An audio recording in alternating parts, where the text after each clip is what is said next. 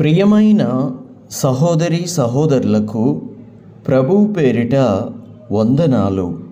మీకు మీ కుటుంబానికి యేసుక్రీస్తు యొద్ద నుండి దీవెనలు ఆశీర్వాదములు మెండుగా కలుగునుగాక. ఈరోజు యేసుక్రీస్తు యొద్ద నుండి మీకు బంగారు మాట, దేవుని వాగ్దానము. కీర్తనల గ్రంథము 54వ అధ్యాయము 2వ వచనము. దేవా, నా ప్రార్థన ఆలకింపుము, నా నోటి మాటలు చెవినబెట్టుము. Hear my prayer, O God, give ear to the words of my mouth. దేవా, నా ప్రార్థన ఆలకించి నా నోటి మాటలను చెవినబెట్టుము అని ఇక్కడ దావీదు కీర్తన రాయిచూ ఉన్నాడు. ఎందుకొరకు అంటే విడిపించబడాలి అని, విడిపించబడుట కొరకు ప్రార్థన చేయుచూ ఉన్నాడు. ఎందుకు విడిపించబడాలి? అప్పుడు దావీదుకు వచ్చినటువంటిది ఏమిటంటే, కొన్ని బంధకాలలో దావీదు ఇరుక్కుపోయి ఉన్నాడు. కొన్ని చిక్కులలో దావీదు ఇరుక్కుపోయి ఉన్నాడు. దేవుని ఎదుట జిఫీయులను గూర్చి దావీదు ఫిర్యాదు చేయుచు ఈ ప్రార్థన చేయుచు ఉన్నాడు.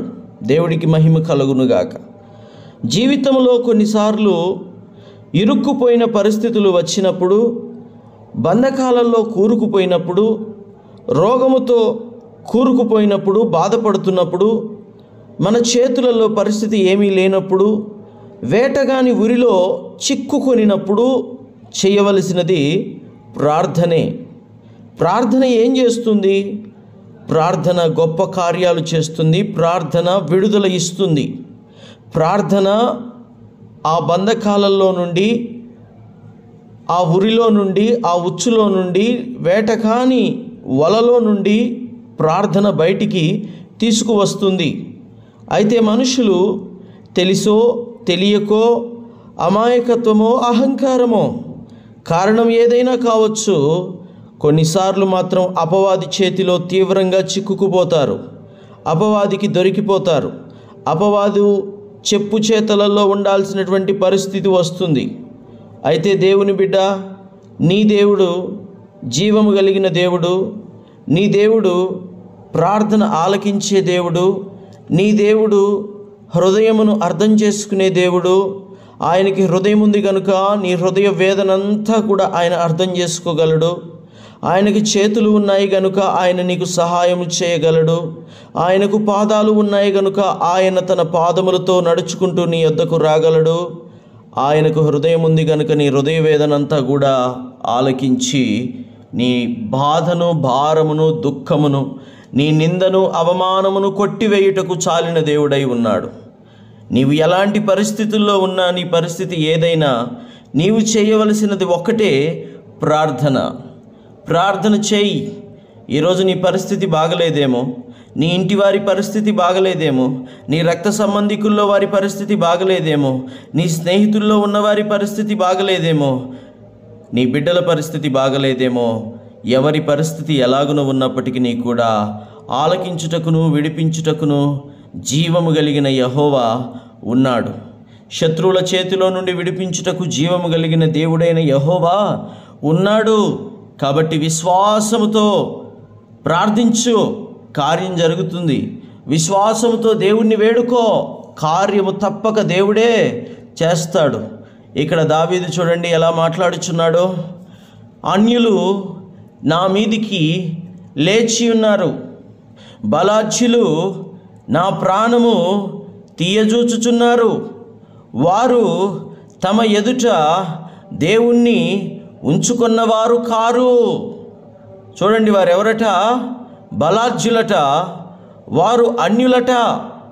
అయితే వారు దావీదు ప్రాణాన్ని తీయాలని చూస్తున్నారు. అవునండి, దేవుడు లేనివాడు మాత్రమే అలాంటి ఆలోచనలు చేస్తాడు. కానీ దేవుడు ఉన్నవాడు ఎవడు కూడా అలాంటి ఆలోచనలు చెయ్యరు. ఎందుకంటే దేవుడిచ్చినటువంటి 10 ఆజ్ఞలలో ఒక ఆజ్ఞ నరహత్య చేయవద్దు అనేటువంటి ఆజ్ఞ ఉంది.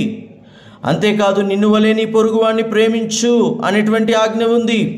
కాబట్టి క్రైస్తవుడు ఒకవేళ క్రైస్తవులకి గొడవలు వస్తే మాట అనుకుంటారేమో, కానీ హత్యలు చేసుకునేటువంటి ఆలోచనలు మాత్రము చెయ్యరు. మరి ఎవరు చేస్తారు? ఇక్కడ స్పష్టంగా రాయబడి ఉంది, అన్యులు. అవునండి, అన్యులు. మనం చూస్తున్నాం, గుప్త నిధుల కోసము, బంగారము కోసము, ఏదో మంచి జరుగుతుంది, ఏదో దోషం పోతుంది, ఏదో కీడు పోతుంది అని చెప్పి అన్యులు తమ సొంత పిల్లలనే వెండి కోసం, బంగారం కోసం, లంకె బిందెల కోసము కీడు పోతుందని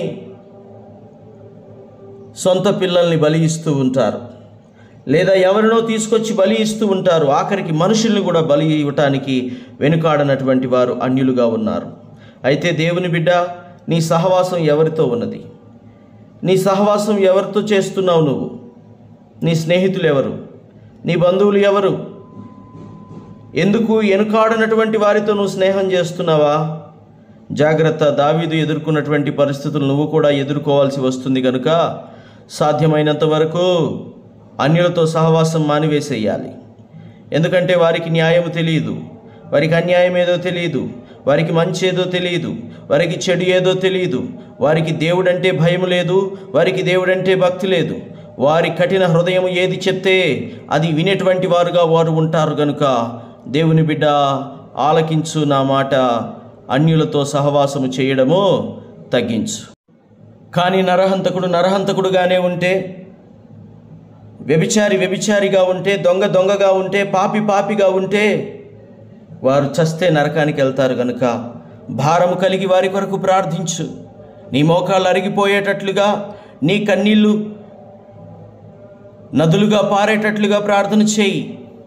అన్యుల కొరకు ప్రార్థన చేయి. వారు రక్షించబడాలి, వారి పిల్లలు రక్షించబడాలి, వారి కుటుంబము రక్షించబడాలి.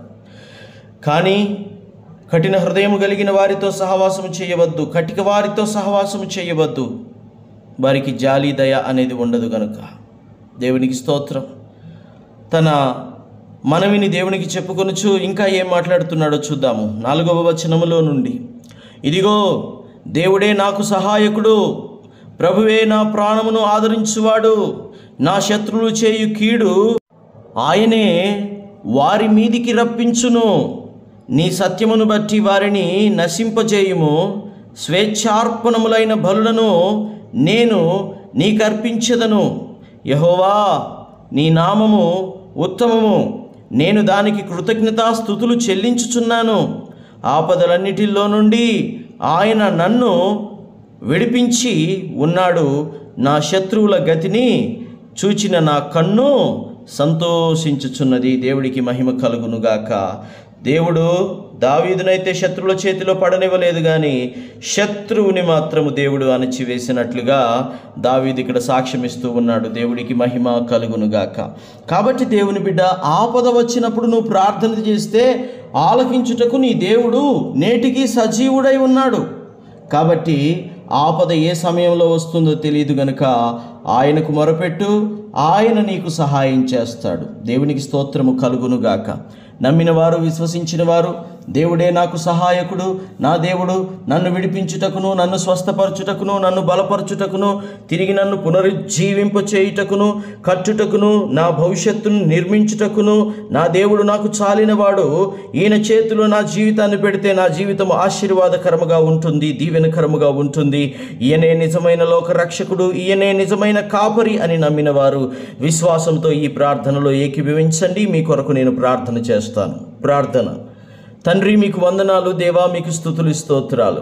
ఈ వాక్యం వింటున్న ప్రతి బిడ్డని కూడా నీ కృపలో జ్ఞాపకం చేసుకో. వారి పరిస్థితులు ఎలా ఉన్నాయో నాకు తెలియదు, వారు ఎలా ఉన్నారో నాకు తెలియదు. కానీ దావీదు మాత్రము, ప్రభువా నాయన తండ్రి, మరి మరణకరమైనటువంటి స్థితిలో ఉన్నాడు. శత్రువులు తన ప్రాణమును తీయుటకు చూచుచూ ఉన్నారు. వాళ్ళు అన్యులు, బలాద్యులు.